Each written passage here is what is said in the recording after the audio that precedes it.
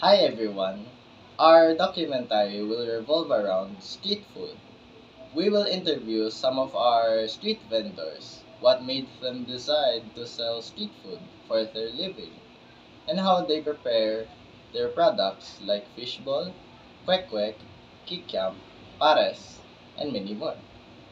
Before we go on, we will give you a little background of the history of street food, why people love it, and its health issues as time goes by.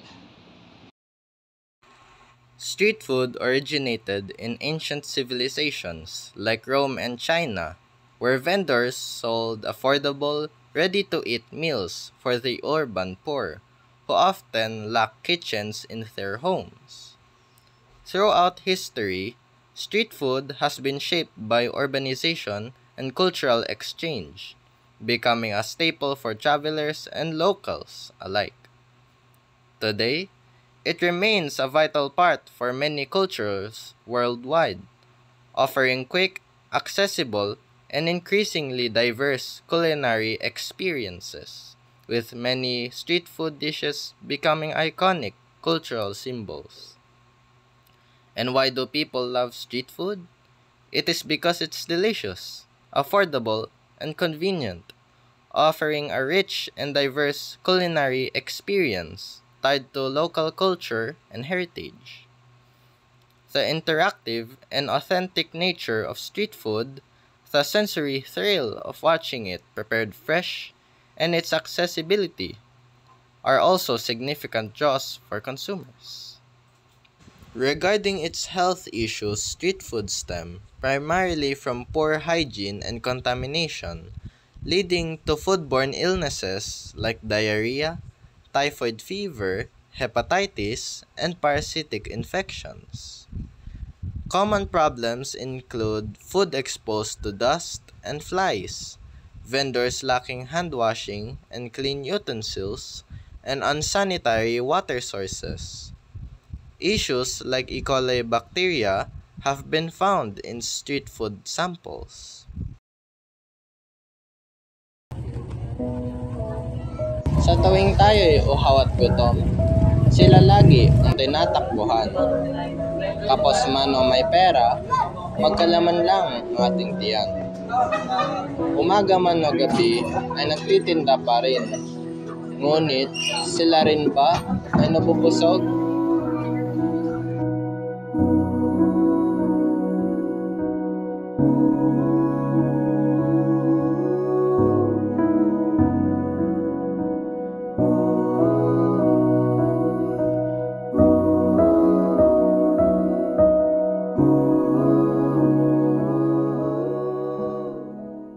Good evening.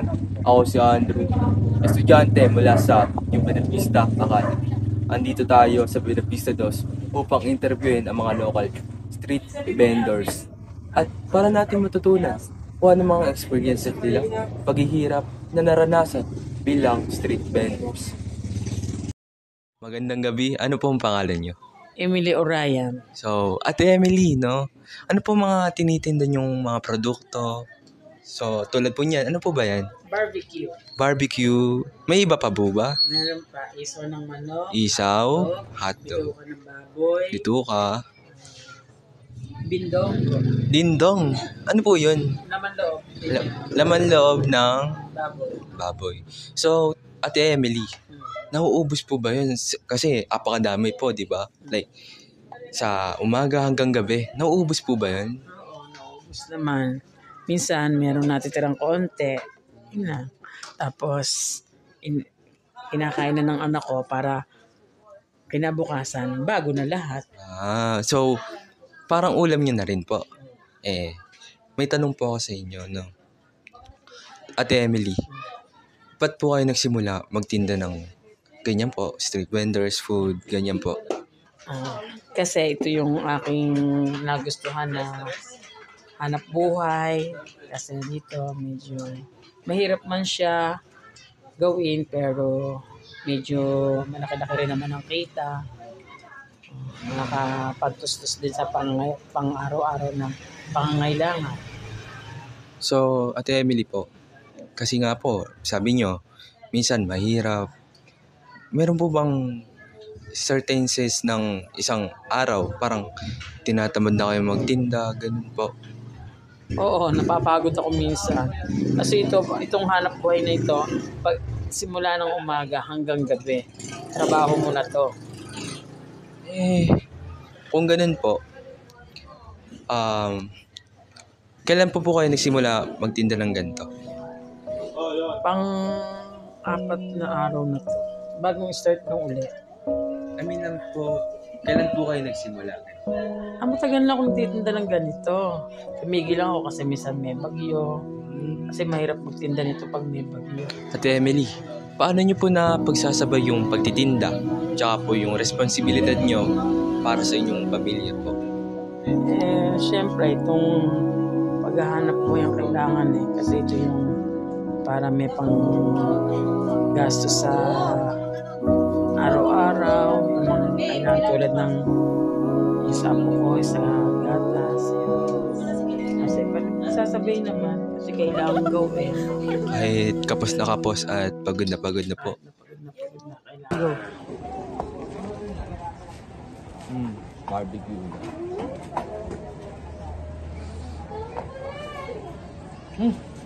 Sarap.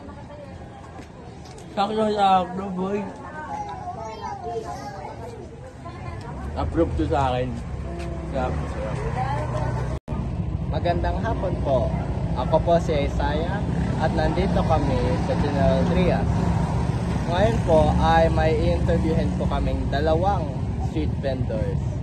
Halina. Para po sa ano po namin, sa school, mag-interview po kami. Pwede po ba? Kamusta po? Ano po pangalan niyo? Ilang taon na po ba kayong nagbebenta ng banana po? Ano po kayo nagsimulang magbenta ng banana? Nagsimula muna kami sa Ponte. Sa ilang ano lang rin. Nagsimula kami sa Turon. Hanggang sa dumami na rin yung na gawa. Mayroon na kami paruga. Yung mga nalagdag. Sa loob na isang Dami. Ano po yung mga pagsubok na madalas ninyong hinaharap? pagsubok ay ulan, bagyo, Ay, kalsada. ano po sa inyo ang pinakamasayang parte ng pagtitinda? Siyempre, masaya kami sa ginagawa namin sa araw-araw. Lalo pag hindi na ulan, maraming mamimili. Pagka maulan, siyempre, hindi na.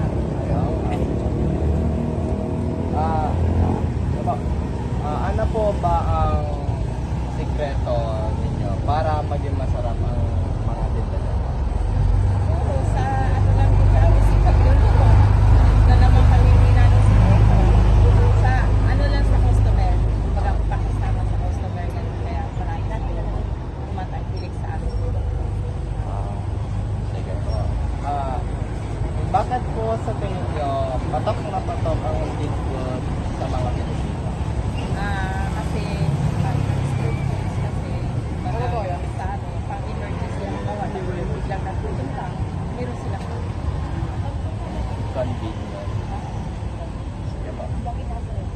Ano po ang nararamdaman ninyo kapag nakikita niyo natutuwa ang mga tao sa pagkain?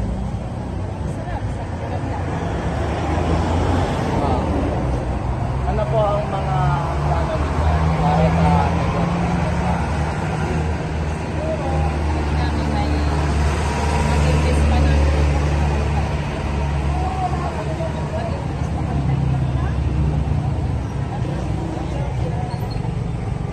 Maraming minsan, maraming sa sa 1 year pa.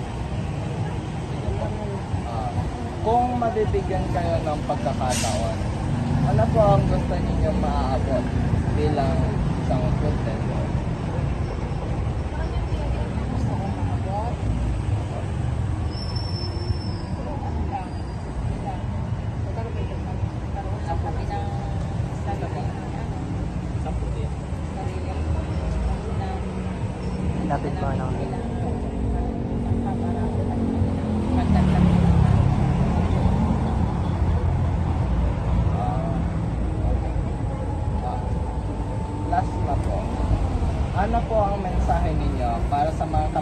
naman na gustong magsimula ng maliit na negosyo? Pag sila nag-umpisa sa maliit na negosyo, kailangan basta puso nila para ano nila yung kanilang Sige po, maraming salamat po na nilahat na po yung oras namin okay din. para sa interview. Salamat po.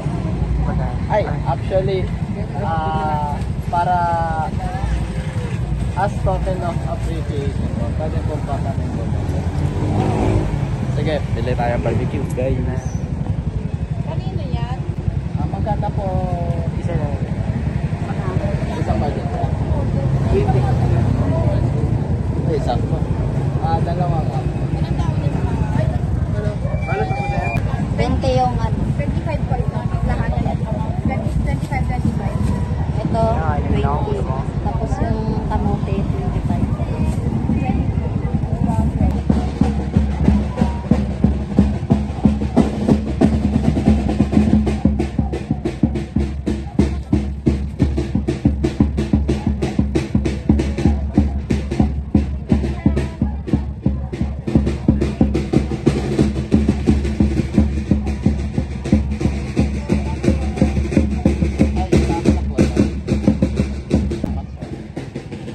Okay, ngayon ay may barbecue na tayo.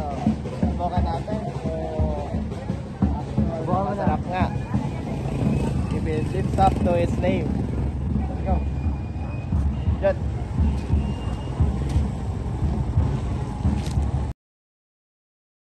Ano po yung pangalan?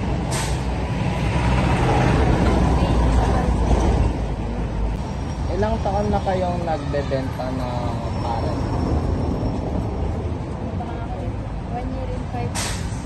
1 year and 5 months. Sige po. Paano po kayo nagsimulang magbenta ng parang? Ano po ang typical na araw ninyo mula umaga hanggang gabi? Oras. Apa? 6 to 8.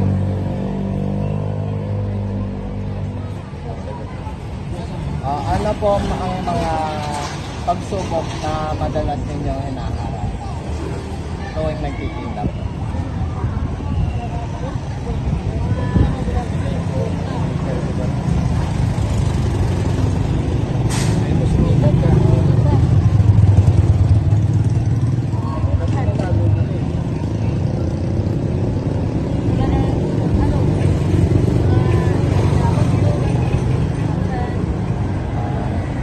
Sige po. Ano po sa inyo ang pinakamasayang parte ng pagtitinda? Ano po? Nagtitinda lang in general. Sige po. Ano po ang sikreto para maging masarap ang parang? What's the secret? Apa?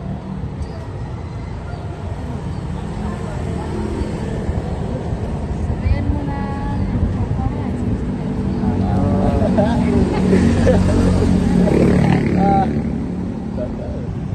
Bakit po sa tingin ninyo patok na patok ang street food sa mga Pilipino? Mura eh. Ay, I mean, true. Mas mura na. Ano po ang nararamdaman ninyo kapag nakikita ninyo natutuwa ang mga tao sa pagkain nila? Saya.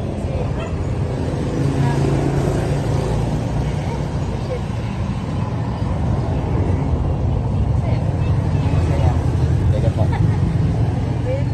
Ano po ang mga plano ninyo para sa negosyo ninyo sa hinaharap?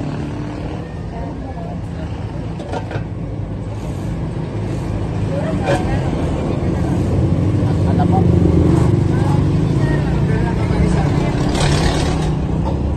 Magtitinda naman po. Kung mabibigyan kayo ng pagkakataon, ano po ang gusto ninyong maabot bilang content?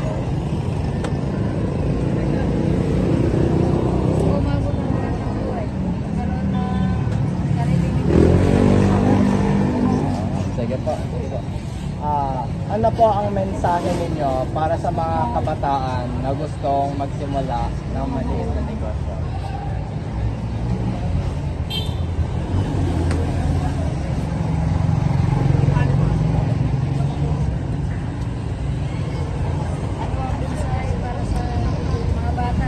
Opo, sa mga kabataan na gustong ng maliit na negosyo.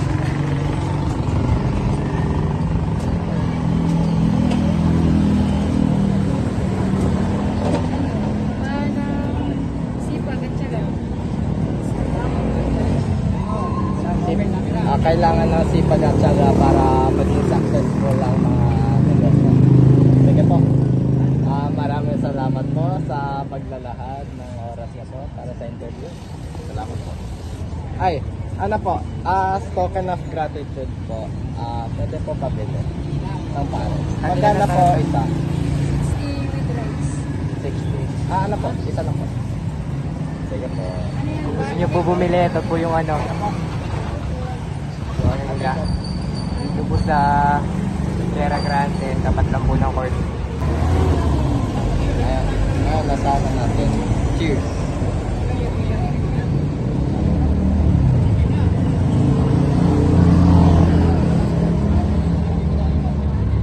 Sarap. Sakto lang yung alat,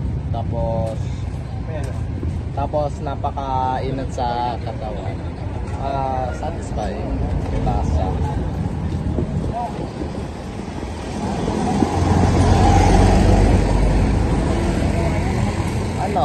Parang nire-remind ako ng lugaw. Parang gano'n. Yung parang masarap talaga.